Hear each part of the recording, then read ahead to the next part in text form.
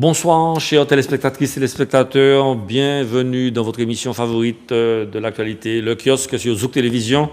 Merci de nous accueillir chez vous et, comme d'habitude, nous allons traiter les propositions qui nous sont faites par Manuela concernant donc le sommaire avec des sujets qui sont divers et variés et qui traitent de l'actualité locale mais aussi de l'actualité internationale. Donc, je vais tout d'abord accueillir Béatrice Bellé. Bienvenue, chère Béatrice. Comment vas-tu? Ton actualité, c'est quoi? Eh bien, bonsoir à toutes et à tous. Bonsoir à vous, messieurs les chroniqueurs. Merci de nous accueillir à nouveau chez vous. Mon actualité, un peu triste aujourd'hui. J'ai vu, je pense que je ne suis pas la seule, j'ai vu de mes yeux un moment d'une violence extrême, dramatique, à savoir un monsieur complètement fou, un drame absolu, une horreur absolue de ce monsieur qui a décidé de s'attaquer à des enfants et à des mamans dans un parc à Annecy. J'avoue que ce sont des images très traumatisantes, voilà. Une autre chose, c'est que j'ai appris la tenue en Martinique d'un festival international autour du jeu. Et je salue la jeune femme dont je vous dirai le nom, mais je crois que c'est Madame Bédé, qui a décidé d'organiser ce festival. Alors autour de thématiques, parce qu'en même temps, c'est vrai qu'il faut trouver les thématiques et le moyen d'attirer des personnes, mais c'est autour de la thématique que le jeu est aussi un moyen de rassemblement.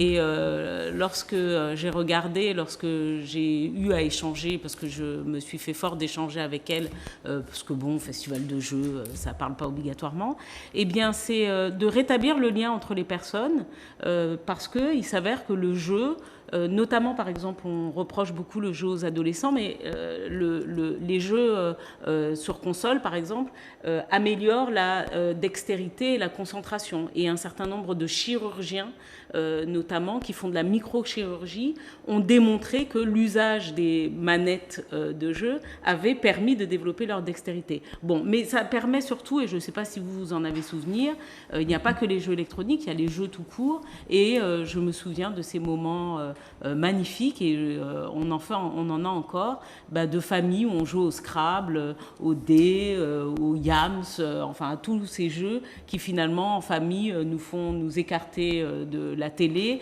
nous font rire. Donc j'invite évidemment nos compatriotes à aller à ce festival, et puis plus encore je les invite aussi à aller dans les lieux où on vend des jeux qui pour certains sont en lien avec la Martinique et qui sont des moments de retrouvailles familiales, de rire, de joie, voilà. Donc c'est un peu mon actualité, en tout cas pour la plus légère, je veux dire. Très bien, merci beaucoup Béatrice. Bon, pour confirmer, on sait que les opérations mentales, classées, croisées, confrontées, hiérarchisées, enfin tous les outils mentaux qu'on utilise en classe sont effectivement aussi développés par le jeu. Et c'est une pratique saine et qui permet aussi de organiser, saine, qui permet effectivement de se développer. Guy Albert Bouffin du Hamel, merci d'être là. Bonsoir, comment vas-tu? Ton actualité de la semaine? Ça va. Je commence mon actualité un peu m'intéressant aux pauvres. En m'intéressant un petit peu dans ce que j'avais déjà annoncé, cette enquête de population, voir comment on en est dans cette Martinique.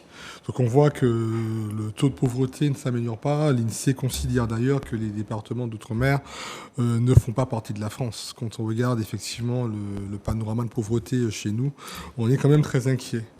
Je me suis aussi intéressé aux besoins alimentaires, car comme vous le savez, que le 13 et le 14 de mai dernier, c'était en fait la campagne dans les grandes surfaces pour pouvoir aider la Banque alimentaire de Martinique à trouver quelques denrées, quelques éléments. Et on a fait appel aussi à la générosité, puisqu'on sait très bien que les stocks de cette banque alimentaire s'écoulaient. Il faut aussi rappeler que plus de 60% des stocks sont payés, c'est-à-dire il n'y a pas si tellement de dons que ça. Ce qui m'a aussi inquiété, c'est qu'on voit que cette pauvreté augmente. Elle est aussi entre 27% et 31%. Mais on voit que cette activité est aujourd'hui de plus en plus cachée. Les gens ne veulent pas trop se montrer. Et ce qui fait qu'ils vivent dans des situations souvent très très difficiles. Et la nouveauté, ce que j'ai pu voir aussi sur le terrain, ce sont les enfants victimes de la précarité. Tu dis entre 27 et 30%. 31%. Alors qu'en France, c'est 13%. Voilà. C'est énorme. C'est le double. énorme, c'est même le triple des fois. Ouais. Et ça, c'était avant Covid, les mesures sont à venir. Donc, ce que j'insiste sur le fait que 4 personnes sur 10 vivent en situation de privation matérielle, c'est-à-dire non pas le minimum pour pouvoir vivre. Et je parle bien de minimum, c'est-à-dire manger au moins 1 ou 2 repas par jour. Et je dis que les enfants sont aussi des victimes. Quelquefois, c'est la cantine et le seul repas d'un enfant. Ouais, ça, il ne faut pas l'oublier. Se loger, s'habiller, quelquefois, c'est de la pauvreté qui, souvent, les gens masquent par dignité. Souvent, on essaye de se donner une contenance. Donc, on arrive aussi à peu près à 100 000 personnes qui, en Martinique, ont besoin d'une aide permanente. Wow. C'est 100 000 personnes qui, tous les jours, en Martinique, ont besoin d'une aide permanente. Donc, ce sont des chiffres qu'il faut connaître et ce sont des chiffres que, quand on venait sur le terrain, quand on discute avec les gens, on voit que, comme on dit, la VIA, c'est pas un G4, c'est pas Ready Chaise Potable. Les gens vraiment sont quelquefois dans le besoin et ça aussi, nos émissions comme les nôtres, on doit être sensibilisés à cette question-là et c'est aussi pour ça que nous sommes des gens de gauche. En fait, on est conscient de ça. Et puis, il y a 2 préoccupations sous les mots qui reviennent. J'essaie de demander les mots qui reviennent le plus souvent. Eh bien, les mots cette semaine, c'était le mot radar. Parce que sa pilule, semble-t-il, alors là, par contre, je ne sais pas. Le mot quoi? Radar. Radar. Les radars qui pullulent. Partout. C'est-à-dire qu'il n'y a pas un seul endroit en Martinique où on n'a pas un radar. Bon. D'ailleurs, il y en a, pour ceux qui ne l'ont pas vu, il y en a un nouveau là, Mentin. Voilà. Donc ces radars là, dans toutes les rues, c'est quand même un territoire qui commence à... Et ça crée quelque chose qu'on voit venir. Maintenant, c'est la Martinique totalement sans permis. Le nombre de permis qui sont repris chaque jour des Martiniquaises et des Martiniquais. Donc ça aussi, ça crée une forme de délinquance qu'on ne voit pas trop. Et puis la vie chère. Et on va en parler. Qui est en fait au cœur. Je n'ai pas bien compris. Ce que tu es en train de communiquer là, c'est les résultats d'une enquête. Oui, c'est toutes les semaines, je donne un petit peu le baromètre d'enquête des indicateurs que nous on relaie sur le terrain. Ah d'accord. Voilà. Très bien. D'accord. Merci. D'accord. Non, parce que. Ben Michel Branchier, alors, puisque tu as appelé Non, la parole. parce que je pense que je croyais que c'était parce que l'INSEE sort de temps en temps un digest, si tu veux, des principaux éléments sur chaque territoire d'outre-mer.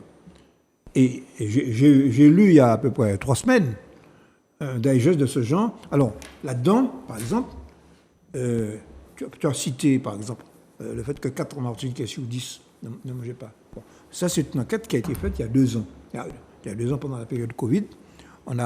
C'est une enquête exceptionnelle, qui a été faite d'ailleurs suivant des standards européens. Absolument, absolument. Et qui a été faite, qui a coûté très cher, une enquête qui a coûté très cher, parce qu'il a fallu investir beaucoup de gens sur le terrain pour lui assurer son caractère scientifique, sérieux, pour mesurer. Parce qu'il y a une chose qu'il faut quand même que nos compatriotes comprennent, c'est qu'il y a le sentiment, le ressenti que l'on peut avoir en allant sur le terrain, bon. Mais en même temps, il y a la mesure du ressenti. Bon. Et ça, c'est le rôle des organismes sérieux, avec des méthodes scientifiques. Bon. Et il faut faire les deux. Il ne faut pas se contenter d'avoir les analyses scientifiques, il faut faire les deux. Bon.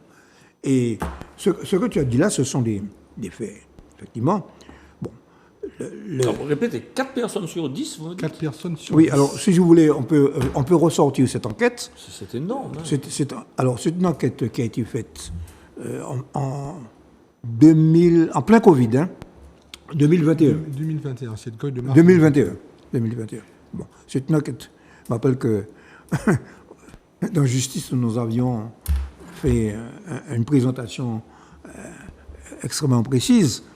Et je me souviens d'ailleurs que, que la commission économique, la commission des finances de l'époque de la CTM s'est emparée de ce dossier. Bon, bref.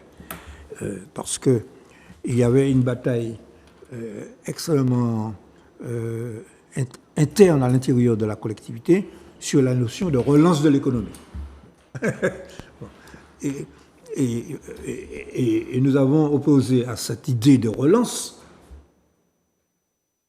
qui me paraissait absurde, qu'on parle de relance de l'économie développée, relance keynésienne, par la dépense publique, bon, ok, mais que les phénomènes que nous vivions n'est pas des problèmes d'abaissement de la conscience, c'est des problèmes structurels. Très bien. Tu comprends? Oui, absolument. C'était pas. Donc, Elle n'est pas encore lancée, donc on peut pas la relancer. Mais nous avions opposé à ce concept le concept de refondation. D'accord, très bien. Pour être vraiment précis, parce qu'il a tout à fait raison de le préciser, c'est une enquête très sérieuse, qui a coûté beaucoup très cher, d'ailleurs tu l'as aussi dit, qui a pu quand même sortir par un biais académique, avec une robustesse de la méthode, hein, c'est ce qui et dire voilà, qu'on était quand même à 4 personnes sur 10 en Martinique, de nos jours, qui étaient en privation matérielle.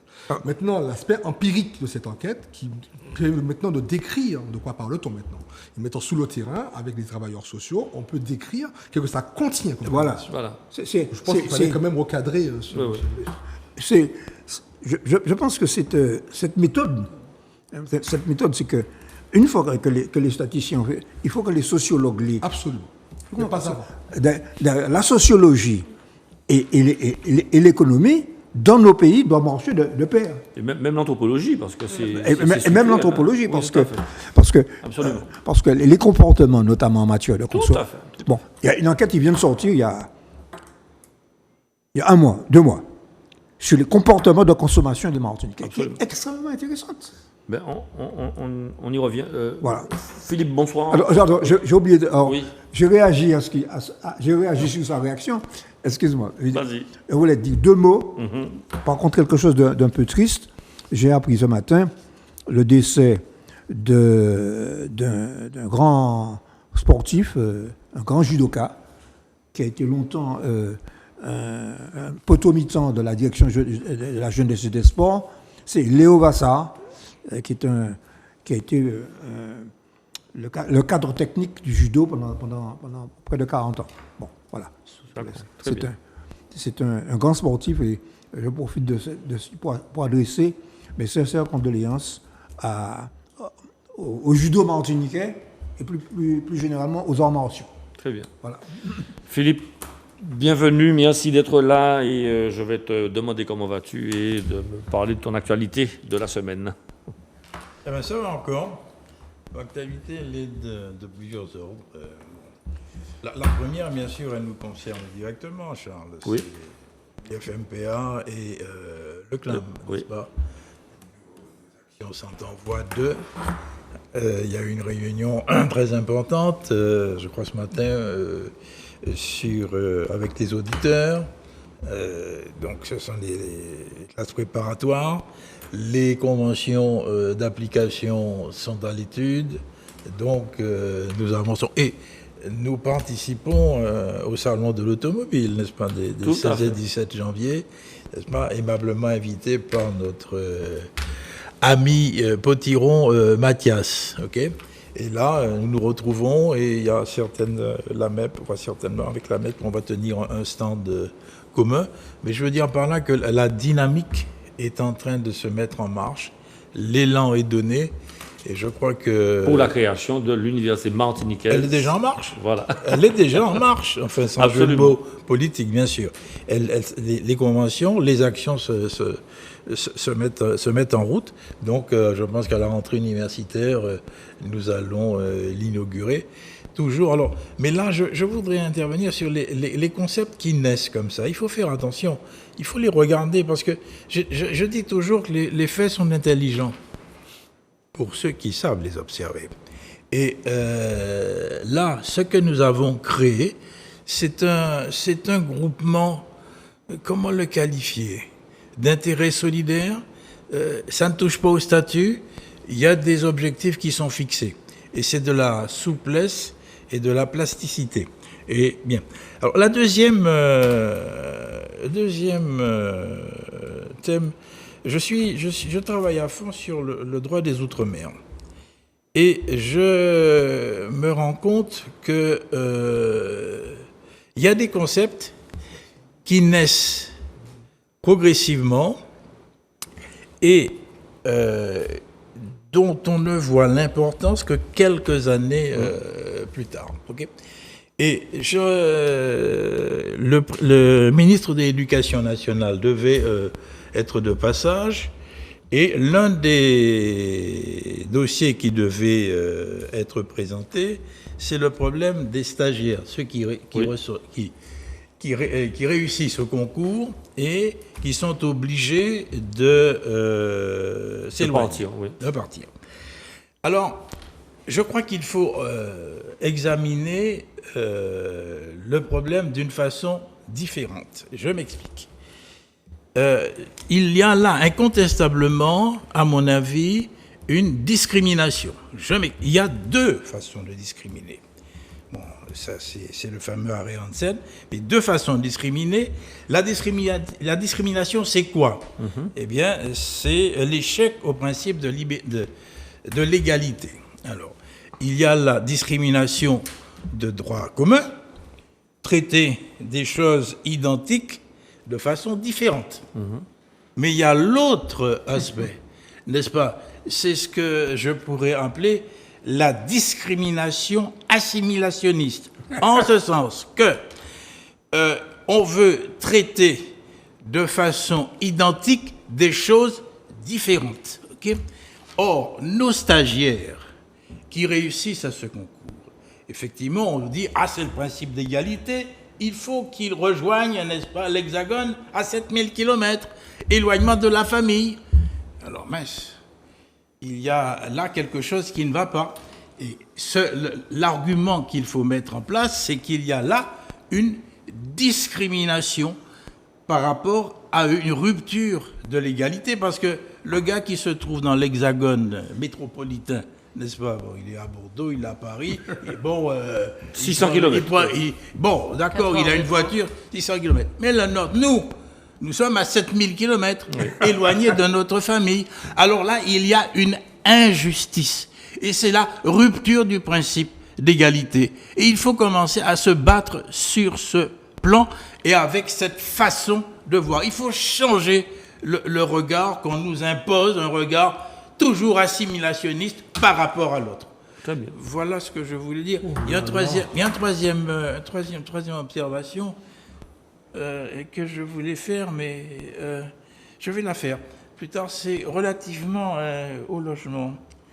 Les mesures qui sont prises. On va en parler. Et là, il y a des choses à dire, parce qu'il y a là la bulle immobilière est extrêmement préoccupante ici.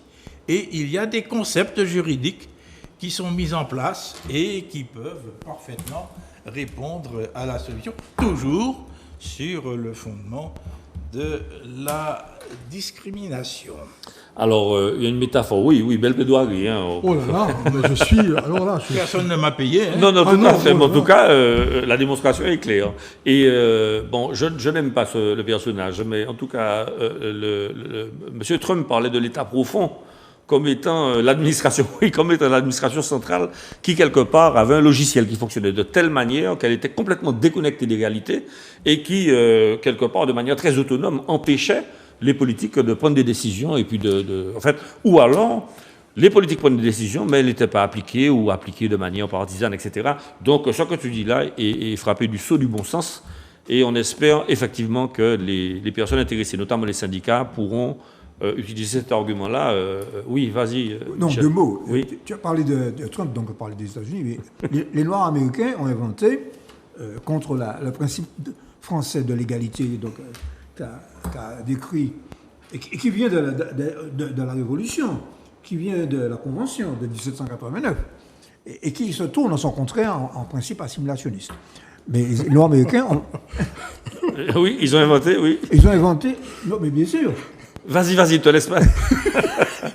C'est la schizophrénie Oui. disséquée par Michel. Ils ont inventé. Non, mais bon, ils ont inventé le principe de la discrimination positive. Oui. Absolument. Bon, qui n'est pas accepté en France. Oui. Puisqu'on n'a pas le droit de faire de pourcentage, de ratio. Par exemple, tu as du mal à faire comprendre à les partis de gauche qu'il faut compter le nombre de Noirs qui est en France. Ben oui, mais c'est pour l'instant. Combien de nègres qui sont en France? Ben oui, mais c'est pour l'instant pas possible. C'est d'autant plus important que quand tu as des pathologies qui concernent des peuples noirs, comme le cas du cancer de la prostate, tu ne peux même pas discriminer pour savoir est-ce que c'est une pathologie qui concerne quelque chose de précis, parce que tu n'as pas le droit de discriminer la population française. Donc, ce qui fait que tu ne peux pas savoir comment soigner des personnes qui sont minoritaires dans ta population. Très bien. Bon, eh bien, sur ces introductions très intéressantes, nous allons attaquer le sommaire avec le premier thème, la lettre du président du Conseil exécutif de la collectivité territoriale de Martinique, qui a écrit au ministère de l'Intérieur des Outre-mer pour demander un renfort des forces de l'ordre et le respect des engagements pris par l'État. Donc, je me tourne vers Guy Albert, si tu veux bien lancer le sujet à propos donc Alors, les esprits chagrins diront qu'il sort de ses prérogatives et que ça n'était pas son rôle. Non, mais moi, au contraire, je pense qu'il a tout à fait raison d'interpeller l'État sur les moyens pour faire respecter la loi. On parle de force de l'ordre, on parle bien de magistrats, on parle également d'engagements qui ont été pris et qui font partie des prérogatives dites régaliennes de l'État. Mais je m'interroge aussi qui appartient à l'État de mettre en place, qui appartient à une politique publique de l'État, comme la justice, l'intérieur, l'armée, l'éducation nationale, tout ça. Mais j'aimerais bien qu'on revienne aussi aux compétences de la CTM, c'est-à-dire à savoir les compétences dites sociales. Et je crois on traite aussi les causes. J'étais très heureux d'entendre à la télé, je crois que c'est à la télé ou à la radio, le bonhomme du syndicat de police qui disait « mais il faut traiter les causes à un moment aussi ». À un moment, on traite les causes, et les causes se traitent de manière sociale. Et je me demandais aussi, autant la France s'interroge où sont passés les travailleurs sociaux, moi je m'interroge aussi, où sont-ils passés aussi en Martinique? Mais où sont qu'est-ce qu'ils font? Et on ne les voit pas. C'est-à-dire qu'on entend beaucoup parler. Et j'aimerais aussi que de tout cela, qu'il naisse aussi de la compétence de la collectivité, un plan du travail social contre la criminalité et la délinquance. Car on a aussi des leviers qui ne sont pas uniquement des leviers de répression. Donc, est-ce qu'on va traiter la cause? Est-ce qu'on attend le régalien pour traiter la cause?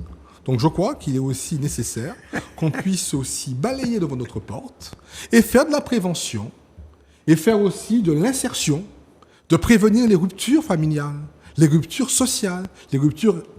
Donc, je crois qu'à un moment, il a raison d'interpeller l'État, mais en retour, les usagers doivent aussi se retourner vers les compétences sociales de la dite collectivité pour leur demander où sont les travailleurs sociaux et où est le travail social de proximité. Alors, je réponds, Béatrice, je te donne la parole. Le lancement de Régie Revenu Émancipation Jeune Initiative procède de cette volonté-là. C'est-à-dire qu'on va, grâce aux fonds européens, on a une batterie d'enquêteurs, d'ambassadeurs de la CTM, mais on a aussi à l'IMFP, à l'Institut Martiniquais de formation professionnelle des adultes, on a aussi des collaborateurs qui vont dans les quartiers pour sensibiliser les jeunes à la possibilité pour eux de s'insérer par l'activité, activité qu'elle soit sociale, qu'elle soit culturelle, qu'elle soit économique, qu'elle soit artistique. Et nos ambassadeurs ont pour mission d'aller toucher entre 800 et 1200, 1300 jeunes. Et ce sont des NEETs, c'est-à-dire des personnes totalement éloignées. Alors, expliquez ce que c'est. Alors, vas-y. C'est ni en emploi, voilà. Ni au chômage, ni en formation. Voilà. C'est un acronyme. C'est un acronyme américain. Américain, voilà, exactement. Tu vois? Et donc, c'est NEETs, par l'intermédiaire de cette action-là, qui est bien évidemment une action socio-éducative, parce que le social seulement, parfois, il a ses limites. Et bien, c'est une action qui a été initiée par Serge Chimi. Et j'ai l'honneur donc d'accompagner cette action-là par l'intermédiaire de mes collaborateurs de l'IMFPA. Et nous sommes sur la bonne voie avec pas mal de contacts pris et ça se passe bien avec les associations. Donc, pour te dire qu'il y a quand même une petite action. Je n'ai pas dit qu'elle n'est pas suffisamment lisible et visible. Bon, enfin, on a communiqué dessus. Parce que je me dis que quand on interpelle l'État, on doit nous aussi pouvoir ne pas être interpellés à notre tour sur ce qui concerne la prévention et le travail social qu'on ne voit pas tellement. C'est ça. Mais enfin, on y est. Béatrice, ton point de vue moi, là-dessus. je vais juste rappeler pour mémoire, parce que vous interrogiez sur le rôle et le fait que le président soit à sa place ou pas. Je vous rappelle que la semaine dernière, nous en avons parlé, il me semble que c'était la semaine dernière, ou il y a 2 semaines, du contrat territorial de sécurité intégré, dans lequel la CTM est partie prenante, comme la ville de Fort-de-France et d'autres. Donc aujourd'hui, en tout cas, notamment dans le cadre de la visite du ministre Dupond-Moretti, il a été signé ce contrat de territorial de sécurité intégrée, avec évidemment, c'est vrai, la partie coercitive, donc la partie qui punit, qui est celle de l'État, mais la partie qui insère, la partie qui met en place des travailleurs sociaux, c'est vrai qu'elle revient au territoire.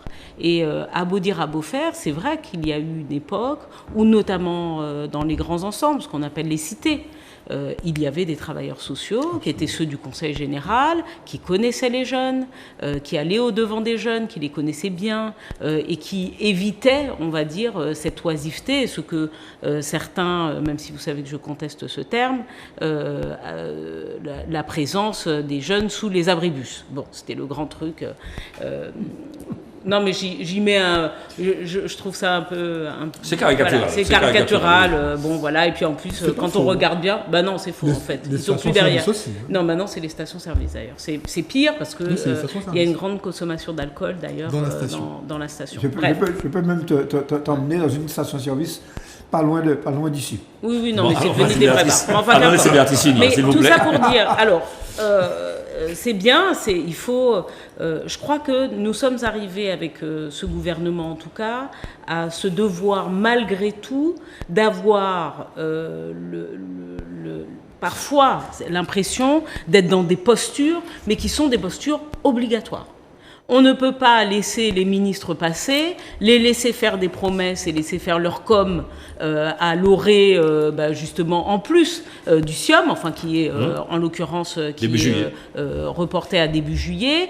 Donc cette grande réflexion sur le modèle de développement de l'outre-mer, on ne peut pas les laisser passer sur tous les territoires, faire leurs grandes promesses, et puis au Capati, rien pas qu'à fait. Bon, alors moi je répète quand même que sur les devoirs de l'État, il manque des effectifs de renfort en gendarmerie, en police. Pour rappel, il n'y a pas très longtemps, et c'est par contre les collectivités qui y ont pourvu, le parc de véhicules de la gendarmerie, de véhicules roulants, était d'une moyenne d'âge en Martinique de plus de 16 ans. Bon. Et c'est nos collectivités qui ont donné, pour certaines, des villes, la collectivité territoriale et d'autres, qui ont donné des véhicules à la gendarmerie pour rajeunir le parc. Bon, le parc de véhicules. Il manque des douaniers, il manque des gendarmes, il manque des policiers, parce qu'on sait aussi que les effectifs de police, c'est ce que tout à l'heure Philippe expliquait, lorsque l'on a la possibilité, malgré tout, lorsqu'on est né dans une ville ou sur un territoire où on a, en France hexagonale, la plupart du temps, on a autour des grandes agglomérations, parce que contrairement à ce qu'on pense, on n'a pas de petites villes en Martinique. Hein. Les petites villes, elles sont en France, et des 200, 300 habitants, on n'a pas ça. On a des communes de plus de 2000 habitants, ce qui, pour la France, qui a 36 000 communes, est pas mal en termes de dimension. Bon, lorsque l'on a des polices partout, des grandes villes quand même assez bien dispersées, on a finalement un système de police, de maillage qui fait que même quand il y a des absences de brigade, on peut combler. Chez nous, c'est pas le cas. Et donc, quand on a des policiers, et notamment un certain nombre de policiers en invalidité, malades, en burn-out ou autres, en fait, ils sont comptés dans les effectifs, ils ne sont pas remplacés. Et de fait, il y a toujours un manque. Et d'ailleurs, je ne sais pas pour vous, mais ça fait quand même un bon moment que moi, je n'ai pas vu à pied les policiers se balader quelque part, et même au centre-ville. Bon, ils n'ont pas les effectifs nécessaires pour faire ce travail-là. Autre chose, les recrutements. Alors il faut le dire aussi, ça j'ai interrogé les syndicats dessus, les syndicats de police. Bon, il faut le dire, hein, le niveau aujourd'hui, la police, ça n'attire personne, ou peu de monde. Et du coup, le niveau de recrutement à la police a énormément baissé. Mais plus encore, la vérité, c'est qu'il y a une difficulté à recruter. Et puis là, je vais aller, parce qu'on parle de la chose de la police, mais je vais retourner sur des positions de gauche en matière de maintien de l'ordre. La doctrine qui est celle aujourd'hui de ce gouvernement, c'est une doctrine qui est une doctrine violente. Il n'y a jamais eu autant de personnes blessées, notamment en manifestation, et on l'a vu pendant les manifestations de lutte contre le projet de loi de retraite. On l'a vu également au moment des Gilets jaunes. Il n'y a jamais eu autant de blessés en manifestation qu'en France depuis ces 10 dernières années, en l'occurrence depuis ces 6 dernières années. Bon, et même dans les cités, aujourd'hui, ça devient très violent, et je crois qu'il faut réhabiliter, à côté des travailleurs sociaux, les polices de proximité. Voilà. Donc, Monsieur le Président de l'Exécutif fait bien de rappeler le ministre à ses obligations parce qu'il a fait une promesse en partant, et bien qu'il les tienne. Voilà, très bien, merci beaucoup. Michel, la répression, elle remplit les prisons parce que les prisons n'ont jamais été aussi pleines. Donc, est-ce qu'elle est efficace quelque part?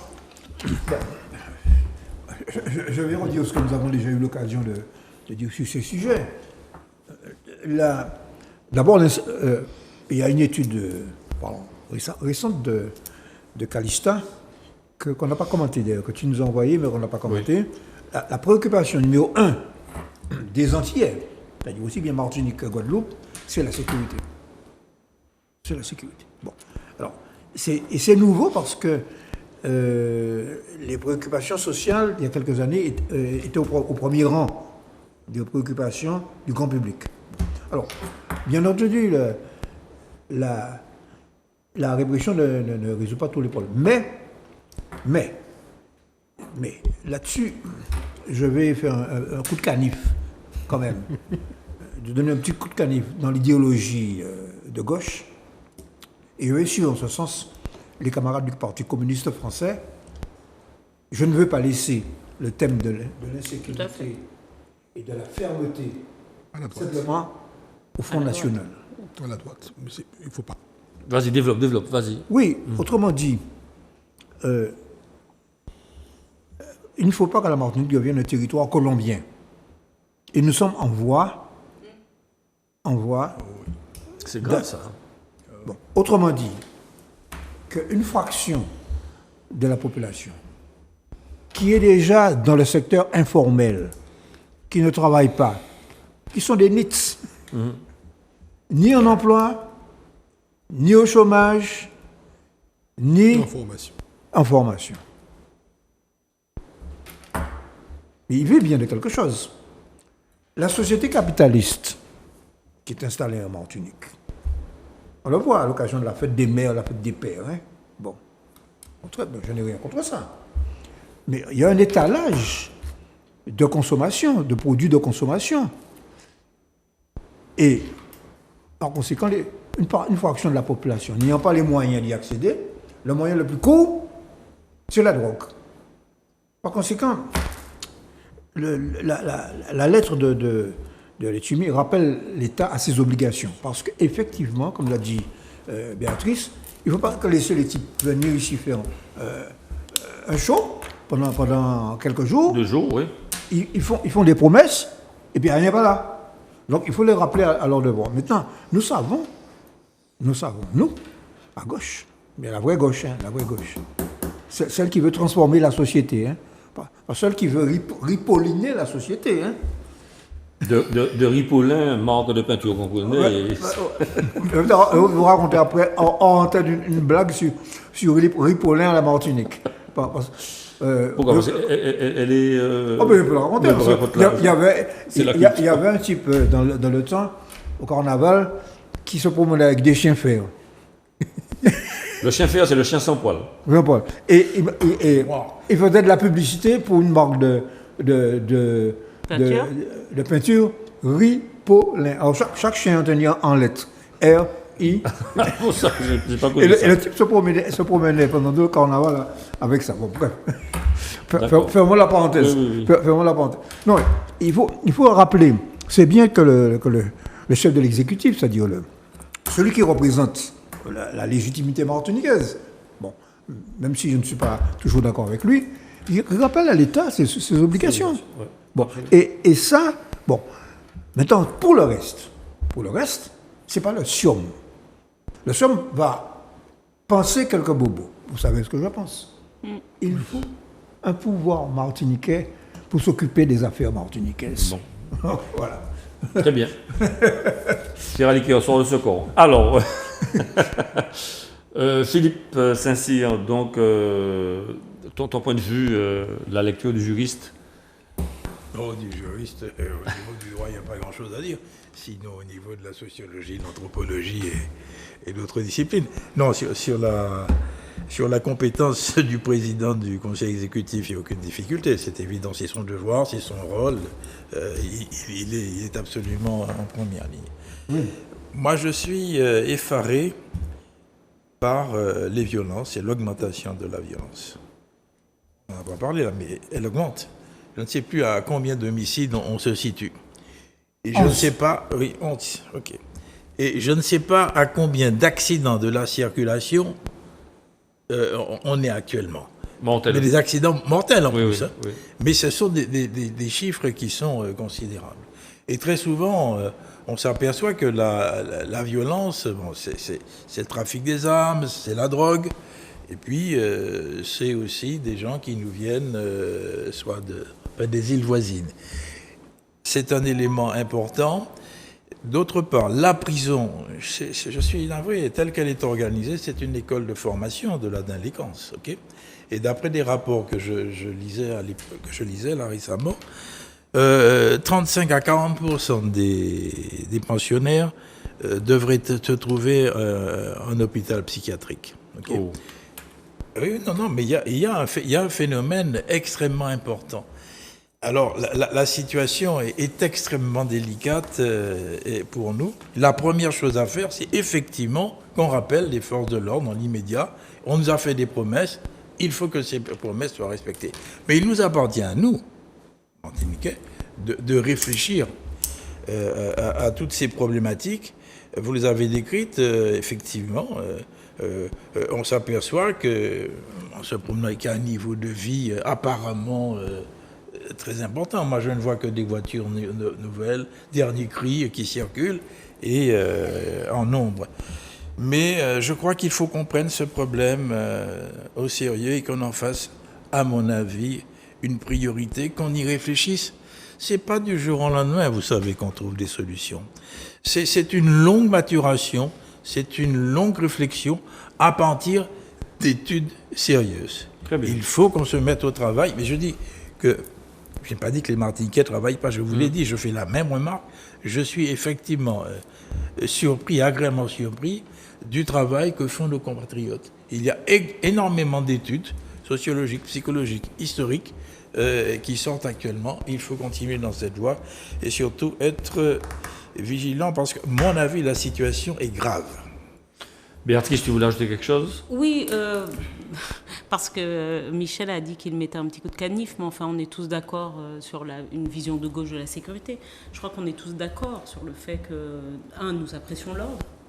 2, nous apprécions l'éducation, nous aimons le fait du respect et de l'éducation, et je crois qu'il ne faut pas, au contraire, porter l'idée qu'il y aurait une droite de l'ordre et une gauche du désordre. Excellent.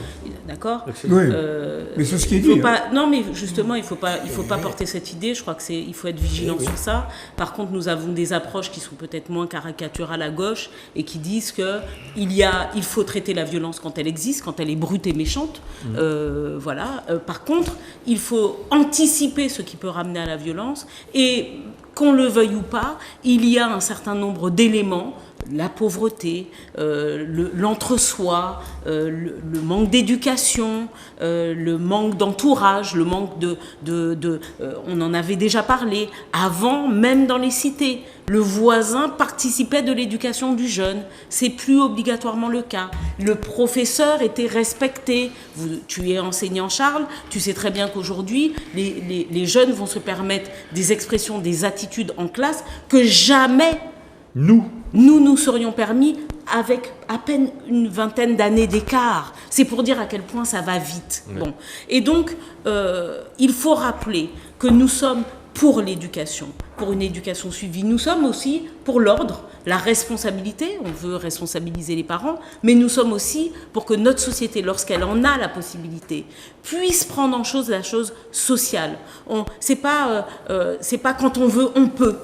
Voilà. La réalité, c'est également que, par exemple, pour ces jeunes dont parlait tout à l'heure Guy Albert, vous savez, c'est pas la même chose d'étudier et de préparer ses études à 4 dans une chambre et seul dans sa chambre. Tout à fait. À 4 dans une maison avec un papa ou une maman qui bosse et qui n'arrive pas avant 19h, 20h à la maison. C'est pas la même chose que lorsqu'on a la chance, éventuellement, d'avoir les parents qui sont là quand on rentre, le repas fait, la maison rangée, une chambre par enfant. C'est pas la même chose. Donc les conditions, il y a des conditions qui peuvent ramener à l'échec. La réalité, c'est que bien souvent, qu'on le veuille ou non, on a tendance à s'auto-flageller, mais qu'on le veuille ou non, il y a quand même des enfants dont on peut saluer le mérite lorsqu'ils réussissent, parce qu'ils ne réussissent pas toujours dans des conditions optimales. Et on doit veiller à encadrer le plus ceux qui pourraient être en échec et à venir pallier, justement, c'est le saut de la gauche, c'est diminuer les inégalités. Et donc, donner des moyens là où il n'y en a pas pour ramener de la chance et de l'opportunité. Voilà. D'accord. Un petit mot. Le saut de la gauche aussi, c'est l'ingénierie sociale. Oui. Ça veut dire que ce n'est pas l'ingénierie de la répression. C'est pas enlever de la société des personnes qui posent problème, c'est accompagner justement ces personnes qu'elles ne posent plus problème. Je crois que s'il y a vraiment un mouvement, parce que je crois que la gauche c'est quelque chose de très beau, et c'est que ça naît de solidarité. Et je crois que la sécurité du peuple fait partie des priorités de gauche, ça a toujours été le cas. Bon. Par contre, ce qui n'est pas la priorité de gauche, c'est la répression à tout va. C'est la stigmatisation qu'on a derrière ça. Dire c'est la faute aux immigrés, c'est la faute aux Arabes, c'est la faute aux Africains. Ça, on n'a pas qu'à dire ça. Par contre, Haïtiens. Notamment, mais ça, on n'a pas qu'à dire non plus. Mais par contre, construire une société belle, ouverte, avec solidaire, des valeurs solidaires, c'est ça notre force et c'est ça la sécurité de demain. Si on n'a pas justement misé sur ça en ingénierie sociale, on construira des machines à tuer, des machines à délinquance et des machines à criminalité. Et ça, c'est l'œuvre de la droite. Bon. Alors, merci pour toutes ces précisions. Deuxième thème sans transition, nouvelle mobilisation des syndicats contre la réforme des retraites. Une mobilisation en demi-teinte. Béatrice, tu veux prendre la parole dessus? Oui, juste rappeler qu'on en est à plus d'une dizaine de mobilisation, que ça veut dire, alors 15e, en l'occurrence 15e jour de mobilisation nationale. Bon, ce qui veut dire un demi-mois de salaire. C'est ça la réalité. C'est qu'il y a des personnes qui ont perdu un demi-mois de revenus en faisant la grève. Sans compter ceux qui ont durci le mouvement sur leur site, dans leurs entreprises et tout ça. Donc c'est pas rien. On est en plus à la veille des grandes vacances, on est à la veille des examens. Et puis au bout de 15 mouvements et d'une férocité dans l'application, même si c'est légal, mais dans l'ingéniosité que l'État développe à vouloir absolument bloquer le débat parlementaire, les personnes aussi sont fatiguées et se disent cette bataille-là, en tout cas pour cette fois-ci, est perdue. Mais je rappelle aux Martiniquaises et aux Martiniquais que rien n'est immuable puisqu'il s'agit de droit. Rien n'est immuable. Il y a une alternative qui va arriver dans moins de 4 ans maintenant, c'est une nouvelle élection présidentielle. Et ce sont des nouvelles élections législatives dont on espère qu'elles seront de nature à venir mettre au pouvoir des personnes qui redonnent de la dignité et qui n'en retirent pas, parce qu'il faut le dire, ce gouvernement, c'est le gouvernement qui allait prendre sur la CSG des personnes âgées, c'est le gouvernement qui allait maintenant vendre du RSA avec des gens obligés d'aller travailler dans les vendanges parce qu'on ne trouve plus de gens dans les vendanges. Bientôt, ne vous inquiétez pas, ça va arriver en Martinique. On va aller chercher des gens au RSA pour aller couper la canne parce qu'on ne trouve pas d'ouvriers dans la canne. C'est le gouvernement qui a retiré de l'argent des APL pour les étudiants. C'est le gouvernement qui pense à augmenter aujourd'hui les frais d'études universitaires pour les jeunes, peut-être pour en décourager certains, et puis faire simplement qu'il y ait des personnes qui fassent des courtes études. Voilà, c'est le gouvernement de tout ça, c'est le gouvernement qui ne pense pas à l'ISF et donc à faire cotiser ceux qui ont plus, mais qui pénalise toujours plus ceux qui ont moins. Tout à fait. Guy Albert, mobilisation des syndicats et effectivement, rendez-vous démocratique. Oui, moi je suis patient. Moi je pense qu'il reste encore 4 ans. Ça, tu l'as dit. Je pense que les Français ont compris quand même le message des urnes. Les Martiniquais le savaient, peut-être par prémonition, même s'ils ont... on a voté Le Pen, mais ça je ne reviendrai pas, ça me fait tellement de peine que je... Sans jeu de mots, mais bon, on a compris quand même ça. Je vais revenir sur l'histoire de ce jour, le jeudi 8, ce serment de la NUP. Ce serment qui a été... Les députés de la NUP se sont également fendus ce jeudi, aujourd'hui ça se passe, d'un texte où ils réaffirment leur objectif commun d'une retraite à 60 ans. Voilà l'engagement de la NUP. Nous faisons le serment d'agir sans relâche par tous les moyens institutionnels à notre disposition. À l'occasion de nos journées d'initiative parlementaire, lors des débats budgétaires ou toute occasion opportune, pour rassembler une majorité qui mettra fin à cette réforme injuste et injustifiée. J'y adhère sans aucune réserve, même sans être député, parce que je sais que ce serment, je veux le transposer. Moi, je serai sans relâche le fervent défenseur du peuple de gauche pour les prochaines élections dans 4 ans, pour que plus jamais ça, qu'on ait cette duperie, quoi qu'elle ait été admise, mais ce mépris, cette discrimination, cette manière de faire taire la démocratie, de tuer tout débat démocratique, d'utiliser une république qui pourtant était si belle dans sa constitution, même si on peut la quereller sous certains objets, en faire un objet meurtrier pour tuer qui ? Les Français et les Françaises, les électeurs et les électrices. Et je crois qu'aujourd'hui, que cette réforme des retraites scélérate, ingrate, totalement injuste, ce serment de 8 juin, pour moi, il fait date. Bon. On ne réussira peut-être pas, mais on aura le mérite. C'est comme les jeux de pommes, vous vous rappelez ? Nous sommes ici par la volonté du peuple et on n'en sortira que par la force des baïonnettes. Voilà. Qui a dit ça ? Je ne sais pas, c'est un Mirabeau. Mirabeau. Vas-y. Moi, je ne sais pas. Michel. Là aussi, je vais sortir une petite blague. C'était au cinéma Pax, il y a quelques années. Du presbytère. Cinéma de 4 heures. On peut raconter une petite blague. Oui, bien sûr. Oui, j'espère. Au cinéma de 4 heures. Le cinéma de Pâques, c'était... C'est le jour des blagues, Presbytère, Michel. près de la Ah gendarmerie. oui, il était à côté de c'est la prison, à côté de la prison. À côté de la prison. Oui, Tout j'étais à au fait, Pâques. pas loin. Près de la résidence des curés, là. Oui, tout à fait. Oui. Mais oui. Ça s'appelle le presbytère. Le presbytère. C'est soumis à ton texte-là.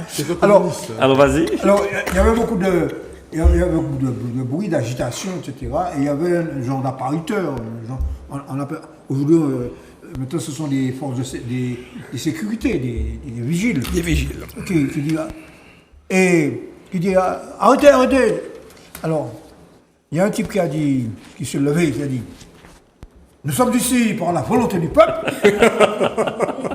Ils ne sortiront que par la force des baïonnettes. Le vigile s'est tourné et a dit, qui a dit ça? Alors il y a quelqu'un qui a dit Mirabeau. Le type m'a dit, Mirabeau, sortez. Excellent. Bon. Excellent.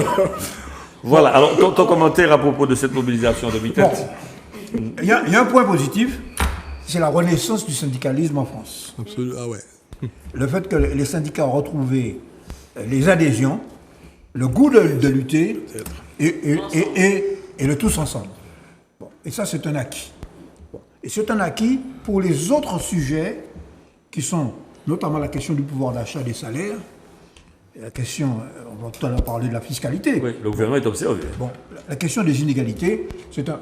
Bon, alors, concernant la retraite, ma deuxième observation, c'est que ça a été quand même l'occasion de parler de mépris. Nos parlementaires ont quand même acculé M. Olivier Dussopt à reconnaître qu'on n'avait pas fait d'études d'impact des mesures proposées, notamment les 43 ans d'annuité, le passage de 62 à 64 ans, sur l'effet que ça aurait sur les sociétés des pays d'outre-mer. Et il a promis donc une étude, une analyse du corps, du comité d'orientation des retraites, le corps, et je pense que nous ne devons pas lâcher prise. Parce qu'on peut quand même, malgré tout, à travers les décrets d'application, on peut prendre des mesures correctives concernant les départements d'outre-mer. Alors, ce sont des questions un peu qui demandent une vigilance juridique et démocratique de la part de nos parlementaires, bon, mais c'est une question importante. Parce que les choses sont d'une simplicité biblique. À partir du moment où, dans un pays, vous avez un nombre de gens qui n'ont pas la voie de carrière complète, qui ont des carrières hachées, quand ils arrivent, je parle des gens du privé, le secteur public c'est autre chose, les gens du privé, eh bien, quand ils arrivent à la retraite, eh bien, ils ont une pension beaucoup faible.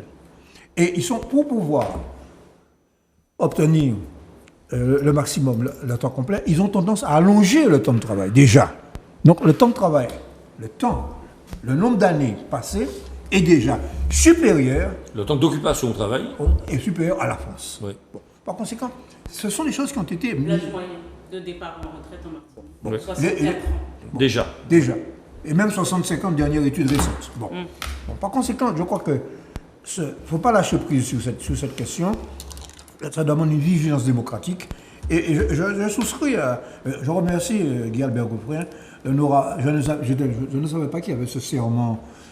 Moi non plus, je n'avais pas entendu. Ça ressemble au serment du jeu de pommes. Étrangement. Hein? Très bien, très bien. Bon, le tiers État avait décidé d'abolir la monarchie. Tout à fait. Philippe, ton commentaire à propos de cette mobilisation des syndicats, ils sont épuisés, comment vois-tu ça? Ben oui, c'est une bataille qui est perdue. Mais on n'a pas perdu la guerre pour autant. Je ne pense pas, surtout nous, puisque par le phénomène de discrimination, on se trouve encore les plus lésés. Voilà. Vous venez de le démontrer. Voilà. Donc cela est absolument insupportable. Insupportable. Ce que je voudrais ajouter, je suis d'autant plus malheureux que je trouve véritablement que ces gens du pouvoir, n'est-ce pas, ont abîmé la Constitution. Ils l'ont appliquée, interprétée d'une telle façon que je dois dire que cette institution a perdu beaucoup de son image et de son crédit. C'est ce que j'ai à dire pour le moment. Tu parles du Parlement. Oui. Je parle de la Constitution. Ils ont abîmé la... Oui, je parle, n'est-ce pas? Je parle de l'interprétation qui a été faite, n'est-ce pas, par l'exécutif, le gouvernement, le président. Ok. Ils ont cherché tous les moyens dilatoires, comme on fait quand on a un vieil avoué procédurier pour et j'ai trouvé ça lamentable. Mesquin. Oui, c'est mesquin, c'est lamentable, et puis ça abîme cette Constitution. Oui, oui, incontestable. Oui, ça abîme la démocratie au niveau global. Absolument d'accord avec toi. Voilà ce que j'ai à dire. Très bien, merci. Donc, le temps passe. Autre sujet, rapidement, CMA-CGM interrogé par les députés. Alors, c'est un constat. Hein, les résultats financiers du groupe sont parmi les meilleurs en France. Et ils nous rappellent quand même qu'ils ont accordé une ristourne de 750 € par conteneur. Et puis, ils questionnent, alors, ce qui représente 80 millions de chiffre d'affaires en moins, et ils questionnent les distributeurs en disant « Nous avons fait ça, et vous, qu'avez-vous donc fait ?» Je me retourne vers Michel Branchi qui rigole. Alors, CMA-CGM, des géants et qui sont en position de monopole. Tout ça, c'est une vaste comédie. Je te tiens, tu me tiens par la barbichette. Rapproche-toi du micro, s'il te plaît. Ouais. Bon, je te tiens, tu me tiens par la barbichette. Bon. une réduction de 750 € par conteneur, c'est peanuts. Bon, par conséquent, c'est 0,3% sur les prix. Bon, alors, ceci dit, ils n'ont pas tort. Ils n'ont pas tort de demander aux distributeurs. Il y avait plusieurs possibilités. Bon, à l'Observatoire des prix, dont je suis encore membre, à l'Observatoire des prix, il avait été émis le souhait que la baisse des 750 €, comme elle n'était pas en masse considérable, qu'elle soit concentrée sur les produits de première nécessité, et notamment sur les 134 produits qui constituent ce qu'on appelle le BQP+, aujourd'hui. Bon. Et à ce moment-là... Je précise, le BQP, le bouclier qualité-prix. Le bouclier qualité-prix, c'est-à-dire c'est un système qui a été instauré par le ministre Lurel il y a quelques années, qui consiste à donner le pouvoir au préfet des départements d'outre-mer. Ce n'est pas tout à fait la réglementation des prix, mais ça ressemble, de négocier une baisse d'un panier. Alors au départ, c'était 100 produits, d'une baisse d'un panier de 100 produits dans les grandes surfaces. Bon, en gros, on est passé... Bon, c'est une baisse qui a atteint à peu près 5-6% en quelques années. Bon, donc, mais, par contre, ce BQP ne fixe pas les prix individuellement du produit. Autrement dit, tu ne vas pas avoir le paquet de pâtes Panzani qui coûtait à 3 €, à 2,50 €, qui passe à 2,30 €. Bon, non. C'est l'ensemble du panier qui baisse, et la DITS, la direction qui était l'héritière de la DGCCRF, fait des relevés du panier en caisse pour vérifier que la baisse, effectivement, était appliquée. Bon, c'est ça. Et le BQP+, c'est qu'on est passé de 100 produits à 134 produits. Bon, alors, et la CMA-CGM? Alors, la CMA-CGM a accordé cette baisse, bon, mais les distributeurs n'ont jamais apporté la preuve qu'ils l'ont répercuté. Bon, on la pose. Bon. Mais la deuxième question, c'est que la CMA-CGM n'a pas communiqué ses tarifs et ses chiffres concernant son chiffre d'affaires concernant l'outre-mer. Et s'est moqué de la commission parlementaire. C'est ça le fait principal. C'est ça le fait principal. Et le fait principal, je reviens à ma marotte, c'est que M. Bruno Le Maire, il a un instrument, ça s'appelle le ministère de l'économie et des finances. Il faut décréter, demander à l'inspection générale des finances de faire une étude sur la formation des prix et de dire quelle est la part dans le prix au consommateur du fret maritime. Très bien. C'est ça qu'il faut dire. Au lieu de renvoyer la balle. Et j'en profite pour dire, d'ailleurs, j'ai replongé un petit peu à propos de l'Octroi de mer. L'étude a été faite par Bruno Marques et Philippe Cécile, dans ce petit livre qu'il a présenté ici. La part de l'Octroi de mer dans les prix à la consommation, c'est 4,5%. Très bien. Et c'est 2% des budgets des ménages. Voilà. Béatrice, je sais que c'est un sujet qui te passionne. Oui, parce que alors faut prendre le temps d'écouter toutes ces auditions, mais elles ont. C'est long. C'est long. Alors moi, ce que je fais, c'est quand je suis sur la route ou à la maison, je mets pas en bruit de fond, mais enfin bon, j'écoute. En toute sincérité, c'est assez édifiant de voir finalement comme ces personnes se sentent à l'aise avec l'idée du pouvoir politique. C'est-à-dire qu'en fait, elles ne craignent rien. La CMA-CGM a dit, c'est pas de ma faute. Exactement. Les distributeurs ont dit, c'est pas de ma faute. Donc en fait, c'est pas ni personne. Ouais. Pas ni personne. Pas votre personne. Vous interrogez tout le monde, ça pas faute personne. Transport, c'est pas moi. Distributeur, c'est pas moi. Producteur, c'est pas personne. Voilà. Le port, c'est pas moi. Le port, c'est pas moi. Il y a personne. Personne n'est responsable. Donc tout le monde est coupable. Personne n'est responsable. C'est quand même fou. C'est une belle formule. D'accord ? Oui, non, mais si personne n'est responsable, c'est que tout le monde est coupable. Bon, il y a un moment, il va falloir qu'on trouve des choses. Sur la CMA-CGM, hyper puissant. évidemment, mais pas seulement en Martinique. Aujourd'hui, Dans le monde entier. vous l'avez dit, d'où venait la CMA-CGM? Parce que quand on nous dit, oui, vous savez, vous coûtez cher et tout ça, mais enfin, c'est l'ancienne Compagnie des Indes. Hein. Donc, c'est l'ancienne compagnie coloniale qui allait faire, donc, en allant sur les territoires des sauvages, qui allait faire de l'argent. Eh bien, ils continuent, en fait. Parce que c'est facile, évidemment, quand vous êtes sur une île, de dire qu'on a besoin de vous et de vous rendre indispensable.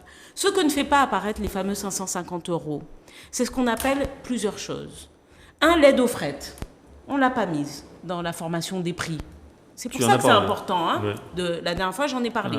Mais l'aide au fret, c'est important que l'on sache comment elle se situe dans la formation des prix. Et sur ça, encore une fois, je dis, même si c'est une aide qui passe par l'Europe, mais qui passe par la CTM, il va falloir faire un point sur toutes les délibérations qu'on ne peut plus trouver sur le site de la CTM, puisqu'elles étaient disponibles, puisque le site a sauté. Mais, oui. Mais il y avait toutes les délibérations d'attribution de l'aide au fret. Deuxièmement, c'est ce qu'on fait naturellement lorsque l'on négocie en gros. Et pour ça, il faut avoir fait de la logistique et tout ça. Qu'est-ce que vous faites? Vous négociez des volumes. Donc, quelqu'un dit, voilà, moi je vais de toute façon environ, je vais avoir 800 conteneurs, moi, qui vont arriver. CMA dit à celui qui dit, je vais avoir 800 conteneurs, ok, le conteneur va te revenir tant, potentiellement. Et on regarde à la fin de l'année, c'est un peu comme les charges, hein, à la fin de l'année, on regarde quel est le volume réellement transporté. Et puis s'il a dépassé, ou même si on veut d'ailleurs garder son client, qu'est-ce qu'on lui fait? On lui fait des remises arrière, qui n'apparaissent pas non plus dans la construction du prix. Ce qu'on appelle dans le langage juridique, et certains avocats en Martinique connaissent, la ristourne de fret. Exactement. La prime de fidélité. Bon, qui n'apparaît pas dans la construction du prix.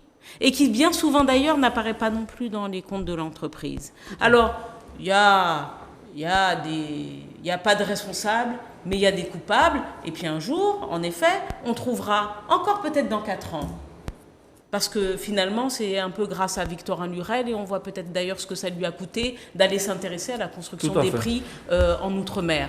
Ça lui a peut-être coûté la région Guadeloupe, et c'est peut-être pour ça que M. Chalus a trouvé à l'époque plus de 250 000 € de plus illégaux. L'affaire est en cours pour financer sa campagne. Je dis ça, je dis rien, mais je dis que quand on s'attaque, en effet, là, à ce que l'on pourrait appeler des rentes, de situation. D'accord. Eh ça peut faire mal, mais il faut quand même à un moment que les Martiniquais aient conscience que ce n'est pas chose facile de s'attaquer à cette question, parce que ce sont des gros sous, c'est gros l'argent qui a parlé là. Gros l'argent des gros propriétaires. Oui, voilà. Exactement. Guy Albert. Moi, je dis très clairement que c'est Bef Bétier en Bétier. Moi, c'est... Qui la CMA, CGM, qui Bétier, c'est tout à fait Bef Bétier en Bétier. Je veux quand même rappeler, avec quelques chiffres, qu'est-ce que la CMA CGM. On a aujourd'hui une entreprise qui est une multinationale de grand poids, qui est dans 160 pays, 400 bureaux, 750 entrepôts. Le chiffre 750 revient comme une marotte d'ailleurs. 155 000 employés, qui est doté de 600 navires et qui dessert 420 à 521 ports, qui gère 250 lignes et puis qui a fait un chiffre record en France en 2022. Ça veut dire aujourd'hui, on est à 21,7 millions de conteneurs. Je dis bien 21,7 millions de conteneurs transportés et un chiffre d'affaires d'un amateur massier qui est aujourd'hui de 33,1% par an, qui a augmenté de 33,1% par an et qui a donné un chiffre record, 74,5 milliards de dollars en 2022, malgré un ralentissement de l'activité en fin d'année et malgré effectivement que tout le monde était en fait sauf eux. Et 23 milliards de profit. Oui, mais ça, tu as pris la phrase suivante. ça veut dire qu'aujourd'hui, voilà, on a ces gens-là autour d'une table, c'est pas faute li. Et puis, monsieur qui touche 74,5 milliards, qui n'a pas les mains de 750 €. Alors, je ne sais pas si on voit quand même la différence. Hein. Ça veut dire qu'aujourd'hui, quand j'ai ça, je m'étonne et je renvoie la balle sur qui? sur les distributeurs. Ça veut dire que je leur ai fait cadeau de 750 euros. Je ne comprends pas comment vous fleurez la vie chère, parce que j'ai donné 750 euros. Et la vie est chère. Cadeau. Donc, ça s'appelle, excusez-moi, du foutage de gueule. Et je trouve ça inique qu'on continue à venir devant des commissions parlementaires, je trouve que j'écoute parce que c'est très long, c'est fatigant, raconter la même chose. C'est pour ça que je dis bœuf béché, tout le monde a une juste excuse.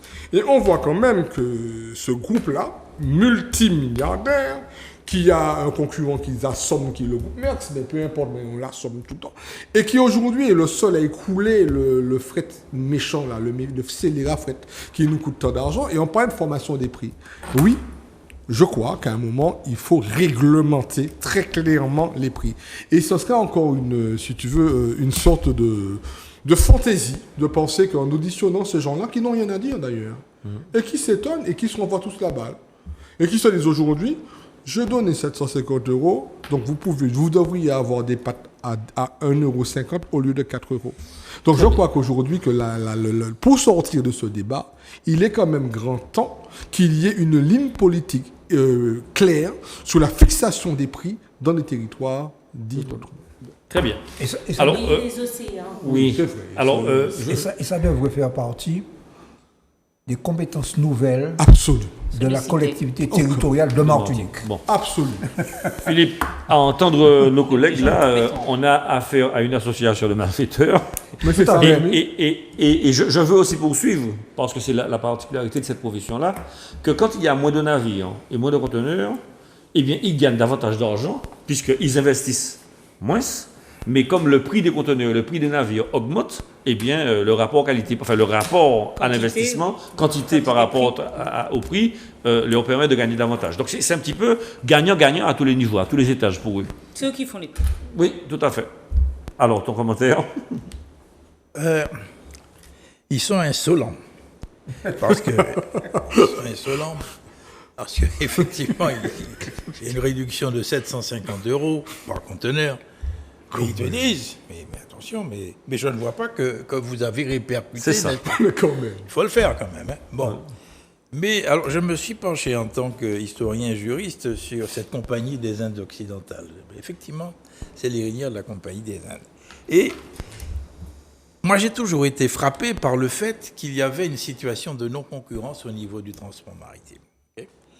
Or, on a pu penser à un moment donné que la relation entre les Antilles et la métropole, entre guillemets, n'est-ce pas, était une desserte réservée aux navires battant pavillon français, ce qui est faux. Le régime, c'est celui de la liberté. Alors, depuis la loi du 3 juillet 1861, qui est une loi fondamentale, c'est la liberté du transport maritime. Mais cet après-midi, je me suis penché sur la question au niveau du droit. Je me suis dit, mais est-ce que la façon d'organiser cette situation de non-concurrence persiste? Alors, à l'époque, il y avait la WITAS, qui existe encore, la Conférence internationale d'armement. Et à l'intérieur, les conférences internationales, vous savez, au niveau du maritime, ce sont des grands pouvoirs économiques et politiques, et ils se répartissent le trafic au niveau planétaire, ok? Et au sein de la WITAS, il y avait une sous-conférence française où ils s'organisaient entre compagnies françaises, n'est-ce pas, le trafic entre la métropole, entre guillemets, et les Antilles. Et c'était la CGM, la Compagnie Générale Transatlantique à l'époque, qui avait la situation de préférence dans cette relation. Et en plus, j'ai redécouvert un texte du 18 juin 1935 qui faisait du transport de la banane un transport réservé. C'est-à-dire que la banane ne pouvait être exportée des colonies vers la métropole que sur des navires battant pavillon français. À l'époque, ça s'expliquait, puisque les bananiers devaient être construits de façon spécifique. Ce n'étaient pas les porte-conteneurs réfrigérés que nous connaissons. Donc, on devait effectivement protéger ce marché. Et donc, et en plus, dans ces contrats, tu as la prime de fidélité qui renforce la situation de non-concurrence. Je me suis penché sur la question. Là, cet après-midi, j'ai pas eu le temps d'aller plus loin. Mais j'ai été surpris de m'apercevoir que ce décret du 28 juin 1935 est encore applicable. Bien. Et au niveau de la WITAS, les conférences internationales d'armement... 1835, hein. Quoi donc 1900 ou 1835 1935. Ah, bon, parce que... Oui, c'était le début, le début de l'industrie bananière. Ah, Okay, donc bon, il fallait... parce que quand tu as dit, j'ai cru entendre 1835... Non. Si tu as entendu, tu as mal entendu. Alors, je te dis que j'ai eu connaissance escalité de ce texte. De ce texte. Oui. Alors j'ai regardé pour voir s'il est encore applicable. D'après les éléments qui me remontent, il est toujours applicable. Oui, techniquement c'est possible. Enfin, ça me Je ne sais pas. Je ne peux pas encore répondre. Parce que la loi source. On va y revenir. On va y revenir. Mais je vous dis. Oui. Donc je veux dire par là que la situation est la même. Ils sont dans une situation de non-concurrence et ils font ce qu'ils veulent.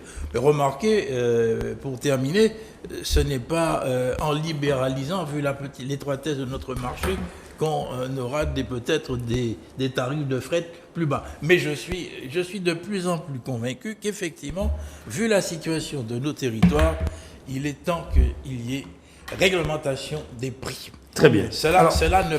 On ne peut pas s'en tirer autrement. Bon. Alors, très très rapidement, deux petits thèmes, juste une minute. Un épisode de pollution atmosphérique en cours. Béatrice, tu t'y es intéressée? Oui. Alors, il paraît que c'est encore la brume de sable et tout ça. Enfin, je dirais que les embouteillages aussi, ils sont pour beaucoup, parce que Pagnol l'aime en cassotti, Pagnol en embouteillage. Non, mais sérieux, c'est horrible. Mais oui, très important. Moi, je le ressens tout de suite, parce que avec l'âge, Avec l'âge. Oui, avec l'âge. Non, mais je vous assure que c'est avec l'âge. Avant, je pouvais me baigner dans le pollen, dans la poussière et tout ça. Je ne supporte plus rien. Donc, vu que je suis un peu face à la mer, dès qu'il y a un épisode de pollution, le matin, je me lève, mon nez me gratte. Donc, je suis depuis 2 semaines, tous les jours, sous antihistaminiques. Oui, voilà. D'accord. Donc, Tout à fait. donc il est temps quand même de développer sérieusement les moyens de mobilité, et notamment, par exemple, le partage de la voirie et remettre les enfants sur des vélos. Ça pourrait être pas mal. D'accord. Michel, tu voulais dire quelque chose? Voilà. La conséquence, c'est que je vais prendre mon activité personnelle, mes cours de karaté. Le cours de karaté que je fais dure 1h30. Normalement, je fais 2 breaks pour que les gosses puissent s'hydrater. Oui. Eh bien, depuis cette semaine, je fais 4-5 breaks. D'accord. Il fait chaud, en plus. Pour éviter, notamment pour éviter que la respiration des poussières, quoi. Et j'ai certains gosses qui sont asthmatiques, mais je suis obligé de les mettre de côté. D'accord. Philippe, on n'avait pas souvenir de ce genre d'épisode aussi fréquent? C'est de plus en plus fréquent. Oui. Non, à l'époque, à mon époque, tu es beaucoup plus jeune, je n'ai jamais connu ce phénomène, n'est-ce pas, de brume de... Tu connais sa pièce. On parle de brume des poussières maintenant. Brume des poussières. Ah bon? Ce sont des particules très fines qui sont très polluées d'ailleurs. Avec du cadmium, des choses comme ça. Oui, absolument. Oui, c'est lamentable. C'est pas que du sable. Il faut modifier nos façons de consommer. D'accord, très bien. La dimension médicale, sans doute.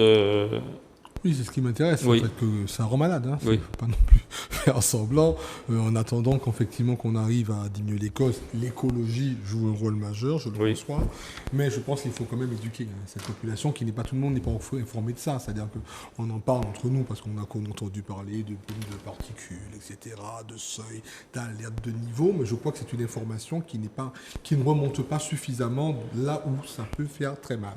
Seuls les masques anti-poussières sont efficaces. Oui, voilà. Et je crois qu'à un moment, on va devoir réfléchir sérieusement à mettre en place des espaces aménagés. Si ça devrait être fait, je pense aussi un petit peu à la CTM, qui est dans la continuité de ce que vous avez fait bien faire, avec notamment Tchébénoula, arriver dans des communes à pouvoir permettre à des gens qui ne peuvent pas faire face, parce qu'ils sont des gens qui vivent dehors, simplement aussi, de pouvoir avoir des lieux où on peut éventuellement les aider. Et puis des consultations aussi, une ligne cabine téléphonique, un endroit où on peut téléphoner, car ça peut aussi quelquefois faire très mal. Des gens qui peuvent aussi avoir des irritations, des problèmes de santé, des maladies cardiaques, et pulmonaires. C'est quand même un facteur de risque assez important. Donc je crois que l'information, oui, mais l'accompagnement des personnes plus sensibles et puis arriver à trouver également des solutions quand c'est le plus supportable à la maison aussi. Bon. Un mot concernant la nouvelle, l'excellente nouvelle pour un couple qui remporte 53 millions d'euros à Euromillions. Michel, quel est ton commentaire là-dessus? Bon, un petit mot, simplement, puisqu'on ne pouvait pas éviter ce sujet. Je suis très content pour ce couple. Oui. Bon, j'ai lu dans France Antilles un article très intéressant où on explique que la Française des Jeux a mis en place un système pour accompagner les gagnants, les aider à gérer une telle situation. Parce qu'effectivement, ça peut être la source d'arnaque. Et puis aussi, peut-être pourquoi pas de menaces. Oui, tout à fait, tout à fait. Bon, donc par conséquent, mais en tout cas, moi je suis très heureux que c'est... J'ai lu également que c'est pas la première fois qu'aux Antilles, il y a eu des gagnants pour des sommes, peut-être pas à ce niveau-là, mais des sommes importantes. Oui, tout à fait. Voilà. Béatrice. Moi, j'ai souri parce que je me suis dit, la fois où j'avais joué, et je me suis dit, c'était marrant parce que 2-3 jours avant de lire ça, je m'étais dit, tiens, ça se trouve, j'ai gagné. Puis je me suis dit, mais non, si j'avais gagné le gros lot, la Française des Jeux, je m'aurais déjà appelé. Bon, bref, donc c'était marrant parce que moi, je joue sur Internet ou vite fait. Oui, sur donc du coup, je peux jouer jusqu'au dernier moment parfois. Donc je me suis dit, bon, j'aurais reçu un mail et tout ça. Mais en fait, j'étais super heureuse. Je me suis dit, tiens, alors j'espère évidemment au fond de moi que cet argent participera aussi d'aider quelques-uns de nos compatriotes. 53 millions, c'est beaucoup d'argent. Et donc, un certain nombre d'associations probablement pourront bénéficier de la générosité de ces personnes. Je suis en tout cas heureuse que des personnes, il est dit que ce sont des salariés modestes qui ont gagné, en plus qui venaient de modifier, le mari je crois venait de modifier 1 ou 2 chiffres dans la combinaison qu'ils avaient l'habitude de jouer. Et bam, 53 millions, moi je trouve ça juste génial. Bon. Et je leur souhaite d'en faire bon usage, d'être heureux, de vivre bien, de se mettre en sécurité en matière de santé, de ne pas faire d'abus. Et puis, si yo les bas Tibouin Zouk TV, c'est bienvenu aussi. Une question à Bébé qui a l'air d'être très très s'aventure dans ce domaine. Donc on peut jouer par Internet. Oui, tu as des applications et en fait tu crédites. Non, parce que je suis intéressé là. Oui, effectivement. une application. Tu vas me montrer, Bébé. Je vais charger l'application pour toi. Merci, Bébé. Dis-moi. Je vais quand même faire un petit bémol. Il ne faut pas quand même créer l'illusion chez nos compatriotes qu'on peut résoudre ces problèmes en jouant à la Française des Jeux. Il vaut mieux se battre pour avoir de bons salaires. Absolument. Bon, enfin, en même temps, tu sais très bien, je pense que l'essentiel de nos compatriotes, c'est qu'ils vont pas, c'est pas l'euro-million qui va leur permettre de résoudre leurs problèmes. Alors, oui, avoir joué beaucoup et avoir beaucoup perdu. Bon, mais je te signale que l'Union soviétique, l'un des premiers gestes de Lénine, ça a été d'instaurer une sorte de loto national en Union soviétique. Bon, Guy Albert, ton commentaire. Moi, je suis très content. Oui. Moi, je joue pas, donc je peux pas gagner. Donc, 100% des gagnants ont tenté leur chance. Voilà, moi, je ne suis pas du tout joueur. C'est pas trop mon truc. Par contre, quand je vois ça, je vois la somme, je me dis... C'est énorme. Dingue, hein? Pourquoi on n'autorise pas nos collectivités à jouer à l'euro-million? C'est quand même assez bizarre. Dans le CHU, je suis vraiment assez étonné qu'on n'ait pas assoupli le texte et que le pouvoir public devrait davantage jouer. Peut-être qu'on devrait déclencher le jackpot de l'égalité de ce pays. Belle taquinerie. Philippe, un petit mot. 53 millions. Oui. 53 millions, c'est une fraction de 1300 millions du budget de la collectivité territoriale. Bon, Philippe, maintenant, Philippe. Oui, non, mais je trouve ça... S'il vous plaît. Je trouve ça fantastique, effectivement. Mais je pense qu'il faut effectivement les accompagner, parce que vous avez décrit des risques possibles, mais pour les individus eux-mêmes, se trouver en face d'une pareille somme, mais inimaginable. Il faut nécessairement qu'il y ait un accompagnement psychologique, financier auprès des personnes, parce que sans quoi, ça peut déboucher sur des situations dramatiques au niveau personnel. Oui, je connais des dossiers effectivement extrêmement tragiques. Tout à fait. Bon, c'est ce qu'on ne leur souhaite pas, bien évidemment. Oui, non, bien sûr. Alors, l'autre thème, puisque le temps qui nous est imparti est presque terminé, le Front National héritier de Pétain. Hein, c'est Mme Borne qui a qualifié le Front National d'héritier de Pétain. Et donc, bien évidemment, Marine Le Pen s'en est défendue. Béatrice, je te sais nourrir une certaine amitié pour cette dame, donc je vais te donner la parole d'abord. C'est une antiphrase. Merci. Merci.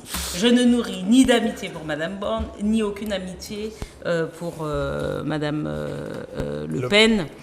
Je rappelle, encore une fois, et c'est vrai que je tiens à le dire à nos compatriotes parce que nous-mêmes, nous pouvons en être victimes. Ce que la fachosphère a développé comme force d'influence sur les réseaux est historique. Ils sont forts. Ils sont partout. Ils sont partout et ils agissent en meute. D'accord ? Quand ils s'attaquent à quelqu'un ou à un sujet, tout le monde tweet, retransmet, envoie sur WhatsApp, patati patata. Bon. La question est, est-ce que on peut aujourd'hui réhabiliter le maréchal Pétain ? Je dis non. Point. C'est tout. Voilà. C'est non. Ce personnage ne peut être réhabilité aujourd'hui par l'histoire eu égard à la participation qui a été la sienne dans la guerre 39-45 et dans les meurtres, l'Holocauste qui a été mené à l'endroit, pas seulement d'ailleurs, on dit les Juifs, mais ne vous inquiétez pas, nous t'aidons.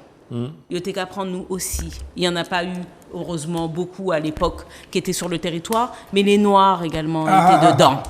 D'accord ? On dit souvent les Juifs, mais ne vous inquiétez pas. Quand on vous parle de race pure, c'était des blonds aux yeux bleus. C'est ça ce qu'on appelle la race aryenne.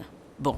Eh bien, la race aryenne, c'est aussi ce que portent fondamentalement les SS qui ont construit SS, la force section spéciale allemande, militaire, qui est à l'origine de la construction du Rassemblement national. C'est ça la réalité. Et je rappelle que c'est Mme Marine Le Pen elle-même qui a dit qu'elle est fière de son héritage et de l'héritage de son parti. Alors maintenant qu'elle veuille s'acheter une probité, c'est elle. Que Monsieur le Président remonte les bretelles de sa première ministre, c'est lui. Mais moi je n'oublierai jamais de quoi relève l'extrême droite, je n'oublierai jamais de quoi relève le Front National et le Rassemblement National, qui ne sont que des faces, deux faces d'une même pièce. Voilà. Et je rappelle à nos compatriotes que c'est Muntala, pas un Manou. Absolument. Guy Albert, effectivement, Pétain, il a été marqué par, après la gloire de Verdun, il est entré dans la collaboration. Alors, il y a une petite histoire quand même. François Mitterrand faisait fleurir sa tombe pendant pas mal de temps, donc je te donne la parole après avoir dit ça. Quelle idée. Bon, j'aime trop François Mitterrand pour pouvoir exprimer aujourd'hui ses gestes malheureux, mais je pense qu'à un moment, il a souffert d'une pathologie quelconque. Il faut revenir quand même sur le Front National. Si maintenant on dit quoi, c'est Rassemblement... Le Rassemblement National. Ce n'est pas un mouvement politique. Ce n'est pas un parti. On parle d'une secte idéologique. On parle de quelque chose qui n'existe pas en politique. Cela ne relève pas pour moi d'une manière de gouverner. C'est-à-dire qu'il n'y a pas de gouvernance. Il n'y a pas une idée de la cité. Je crois qu'il faut quand même mettre des mots. Pétain, je veux bien, mais le Front National, le Rassemblement National, c'est un mouvement raciste. C'est un mouvement qui est basé sur une idéologie blanche. Puissamment, tu parlais de blond à yeux bleus, mais c'est une idéologie totalement caucasienne, blanche, et qui ne nous a jamais aimés. Et je crois qu'il faut que le Martiniquais comprenne aujourd'hui, Madame Le Pen est une raciste. On ne peut pas aujourd'hui ne pas le dire, ne pas l'affirmer. Et c'est pour ça que je suis toujours... Enfin, Opportuniste, par contre. oui, mais raciste quand même. Ça veut dire que peu importe comment on pourrait la voir dans le débat politique, des jeux d'articulation, des reportages, un amour de nos populations, comment on peut être martiniquais et puis se trouver et dire voilà que je représente la voix de Marine Le Pen. J'ai trouvé Béatrice Bellé très élégante sur des plateaux, mais elle m'a pas qu'à aller. Parce qu'il m'a pas qu'à s'arrêter assise là. Je crois qu'à un moment, il faut arrêter. Il faut radier le Front National, le Rassemblement National des partis politiques. Il faut leur enlever leur place dans toutes les assemblées politiques. Bien. Ceci étant dit, c'est fait. En tout cas, Béatrice Bellé, elle est allée défendre ses idées parce qu'il ne faut pas laisser les plateaux à ces personnes. Ah non, Bon. mais j'aime beaucoup Béatrice. Non. Elle était courageuse et je te remercie pour la matinée. Alors, je vais passer la parole à Michel en précisant que quand le Front National a été fondé en 1972, il y avait comme membre fondateur François Brignoud qui était aux côtés d'Arnan, qui était un milicien donc de la milice sous Vichy, et Pierre Bousquet qui a combattu avec les Waffen-SS en Allemagne. Donc j'ai envie de dire que la fécondation de ce parti est vraiment raciste, Michel. Oui, moi je pense que je suis tout à fait d'accord qu'il faut rappeler, comme l'a fait Béatrice, comme l'a fait Galbert, les origines. Qu'est-ce qui a porté le Front National sur les fonds baptismaux? Bon. Mais le problème auquel nous sommes confrontés, c'est que les enquêtes d'opinion, Ipsos, etc., montrent, malheureusement, que quand on évoque le passé du Front National, l'opinion publique française dit qu'elle s'en fout. Et c'est ça le drame, ouais, c'est vrai. Alors, le problème, c'est que la lutte idéologique, tu as parlé d'idéologie, la lutte idéologique doit s'adapter à l'évolution du temps. C'est-à-dire qu'aujourd'hui, le Front National, comme tous les partis populistes, il essaie de capitaliser les colères, par exemple les retraites. Le Front National dit qu'il est pour la retraite en 60 ans.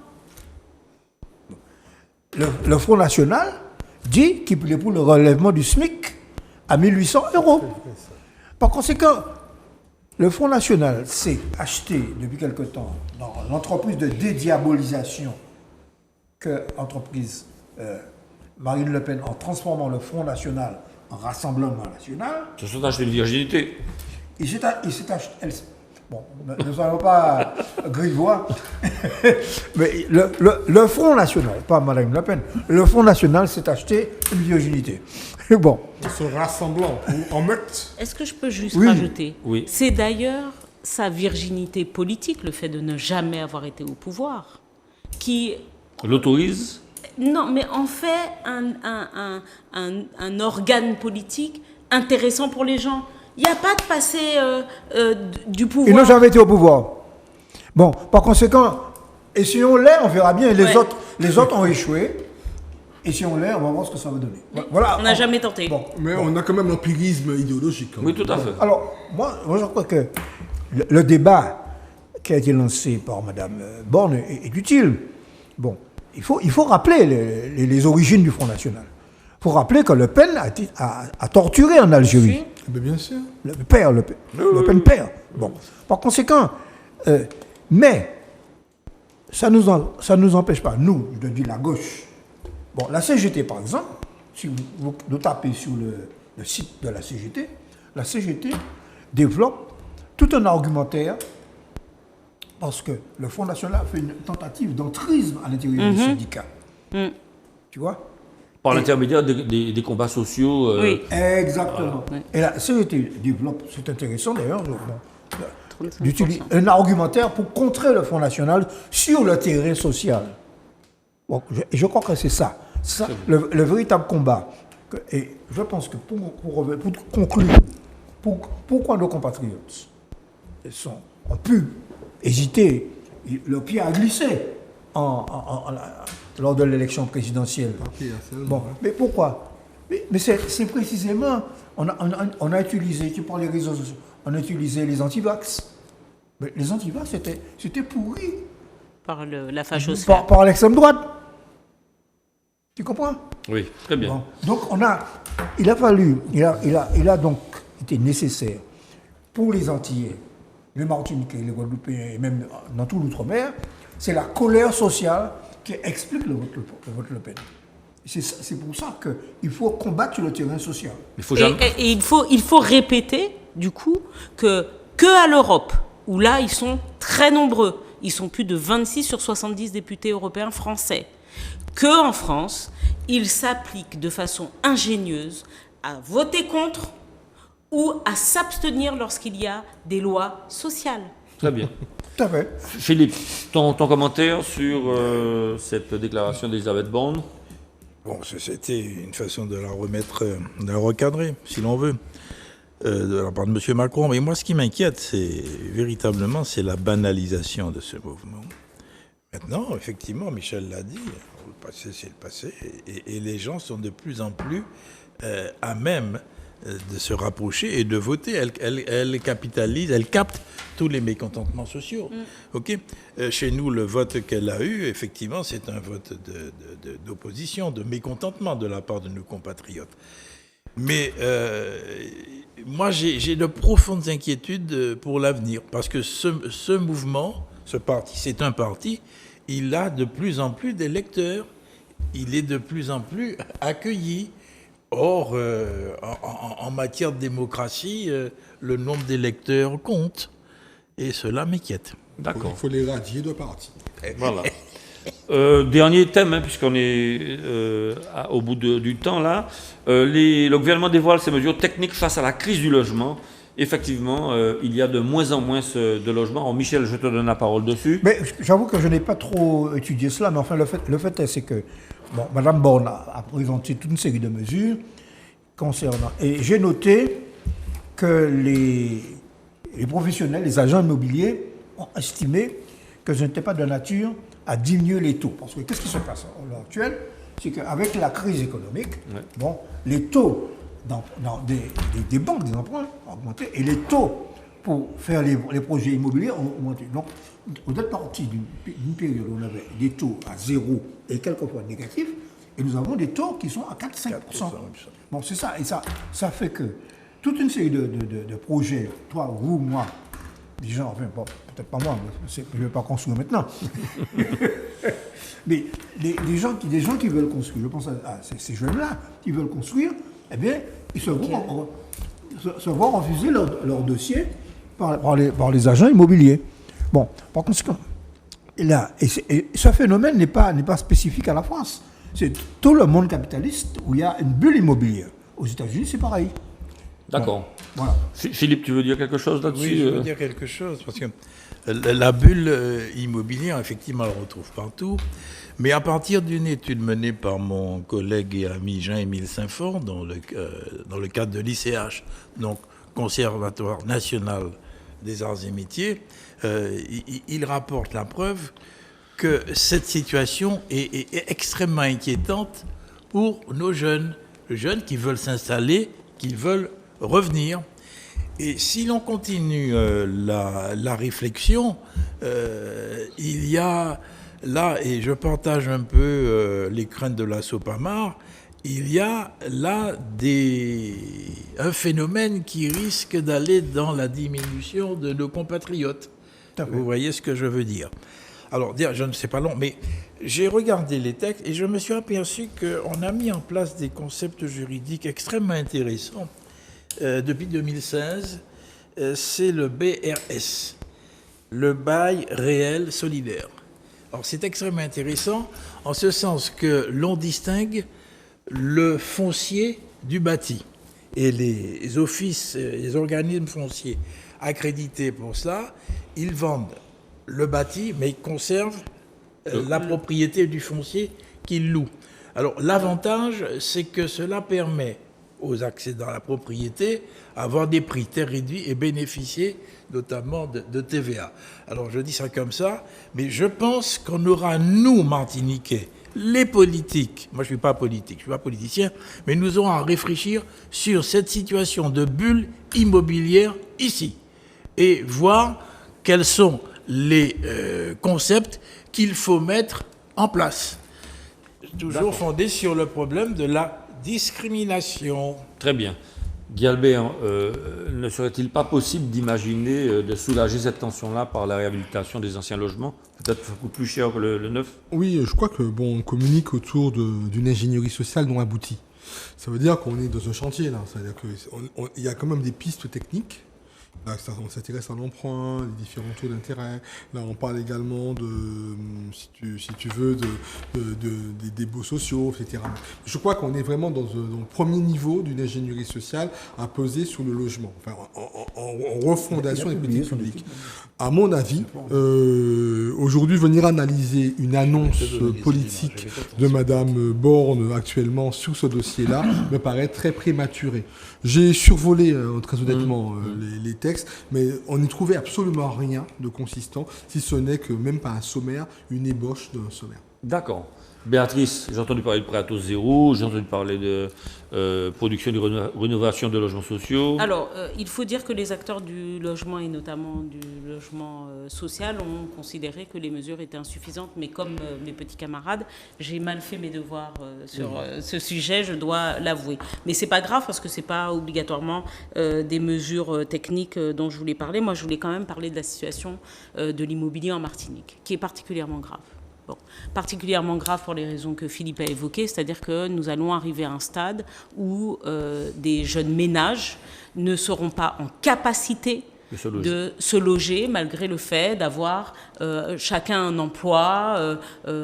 Et la réalité, c'est qu'en plus, ils ont maintenant le fait que le parc ne se développe pas ou en tout cas ne leur soit pas accessible. Ils ont un parc privé intermédiaire qui est quand même de plus en plus cher.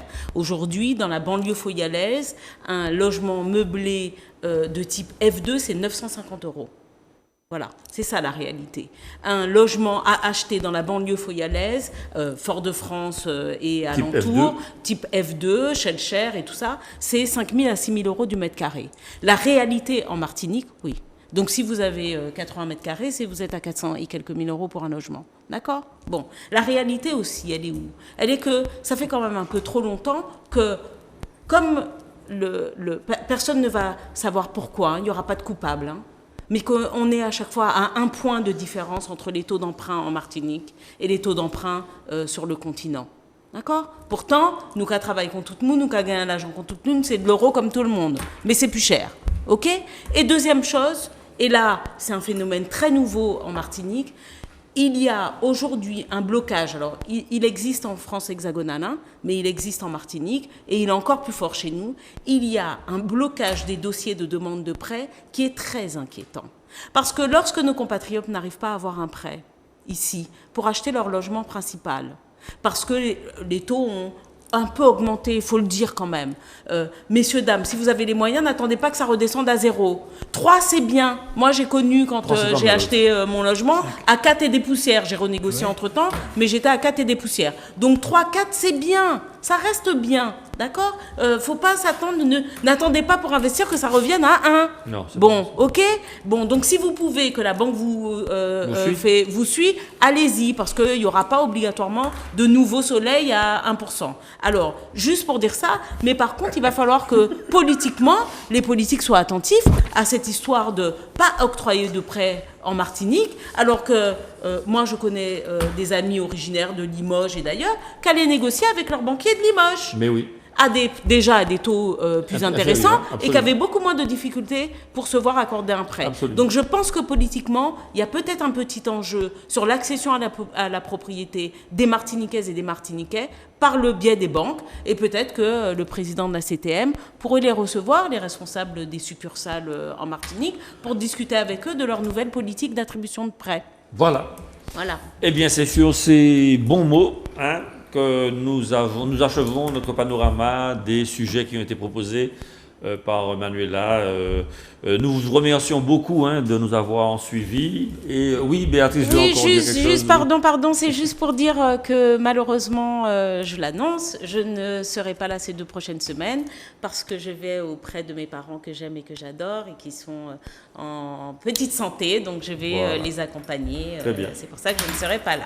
Bon, eh bien, on te retrouvera avec plaisir. Donc, une bonne soirée à tous, bon week-end, et nous vous donnons donc rendez-vous la semaine prochaine sans Béatrice sur le kiosque, sur Zouk Télévision, plutôt dans votre émission Le Kiosque. Ne pleurez pas. À bientôt, au revoir.